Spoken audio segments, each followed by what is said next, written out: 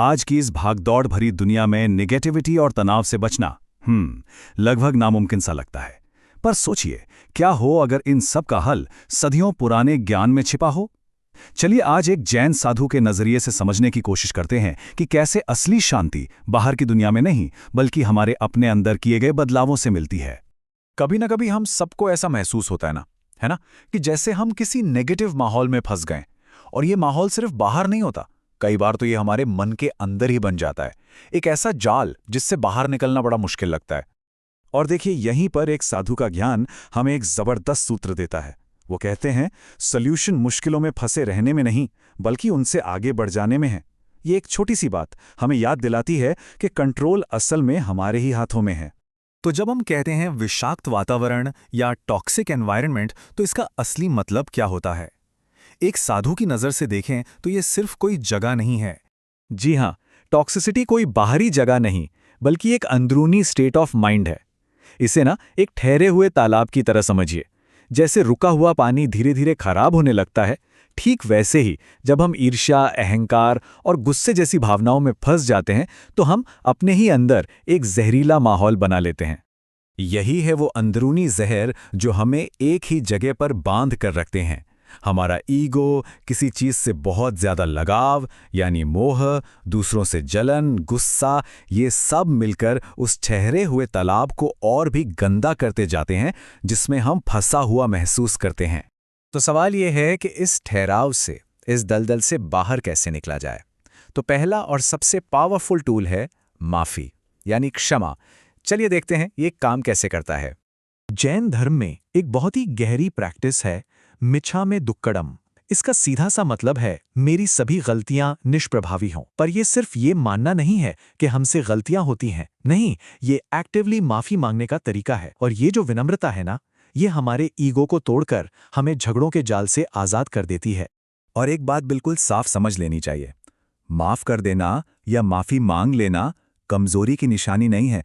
असल में ये हमारी आध्यात्मिक शक्ति का सबसे बड़ा सबूत है। जब हम किसी को माफ करते हैं तो हम असल में अपनी खोई हुई ताकत वापस पा लेते हैं। अच्छा, अब आते हैं दूसरे टूल पर। यह सिर्फ एक फिजिकल एक्शन नहीं है बल्कि नेगेटिविटी से बचने के लिए एक बहुत पावरफुल सोच भी है। क्या कमाल का मेटाफर है। ये एक लाइन उस ठहरे हुए गंदे तालाब और एक साफ सुथरी जिंदा नदी के बीच का फर्क बता देती है। जीवन का मतलब ही है बहते रहना, आगे बढ़ते रहना। जब हम चलते रहते हैं तो कोई भी नेगेटिविटी हम पर जम नहीं पाती। लेकिन यहां एक बहुत जरूरी अंतर समझना होगा। आगे बढ़ने का मतलब वैराग्य या डिटैचमेंट नहीं है कि दुनिया से मुंह ही मोड़ लिया। इसका सही मतलब है अनासक्ति यानी नॉन अटैचमेंट। मतलब हम दुनिया में रहें, सबसे प्यार करें, लेकिन किसी से इतना न चिपकें कि वो हमारे ठहराव की वजह बन जाए। चलिए अब बात करते हैं अपने अंदर एक ऐसी मजबूती बनाने की जो हमें किसी भी बाहरी चुनौती से बचा सके। मतलब अपने अंदर ही एक किला कैसे बनाया जाए। असली ताकत बाहर की मुश्किलों से भागने में नहीं बल्कि अंदर की चुनौतियों को जीतने में है। मिसाल के तौर पर जैन साधु लोच नाम की एक कठिन साधना करते हैं जिसमें वो अपने बाल हाथ से उखाड़ते हैं। ये सिर्फ दर्द सहना नहीं है, ये अपने आप को ये साबित करना है कि हमारी आत्मा शरीर के दर्द से कहीं ज्यादा बड़ी और शक्तिशाली है।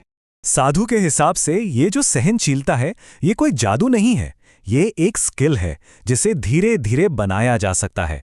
और इसकी शुरुआत होती है बहुत बेसिक चीजों से। पहले अपनी भूख पर काबू पाना, फिर दर्द पर और आखिर में सबसे बड़े डर पर जीत हासिल करना। और इस पूरी ट्रेनिंग का नतीजा वो कमाल का है। दर्द एक ऐसी चीज बन जाता है जिससे हम भागते नहीं बल्कि वो एक फ्यूल की तरह काम करने लगता है जो हमें अविश्वसनीय शक्ति देता है। सोचिए, दर्द ही ताकत बन जाए। तो क्षमा, अनासक्ति और सहनशीलता, ये सारे टूल्स हमें आखिर ले कहां जाते हैं?